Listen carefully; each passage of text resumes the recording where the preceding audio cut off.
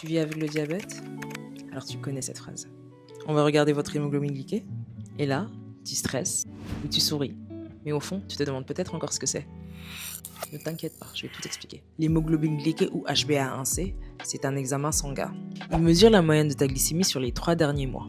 Oui, oui, même si tu as mangé light cette semaine. Il se souvient des écarts que tu as fait il y a 2 mois. Dans ton sang, il y a des globules rouges. Et quand ta glycémie est haute, le sucre se colle à ces globules. Plus il y a de sucre collé, plus ton taux d'HbA1c est élevé. C'est comme si tes globules rouges gardaient une trace de tout ce que tu as mangé. Je vais essayer de t'expliquer en chiffres. L'hémoglobine glyquée d'une personne en bonne santé doit être inférieure à 5,7. Cette même personne peut être en prédiabète si son taux se situe entre 5,8 et 6,4. Par contre, à partir de 6,5, on est diabétique. L'objectif généralement pour les diabétiques, c'est d'être en dessous de 7. Mais ça dépend de ton âge, de ton traitement, de ton médecin. Ce chiffre n'est pas simplement un score. Il aide ton diabétologue à savoir si ton traitement est adapté, si tu fais des hyper sans t'en rendre compte, ou si tu as besoin de faire des ajustements.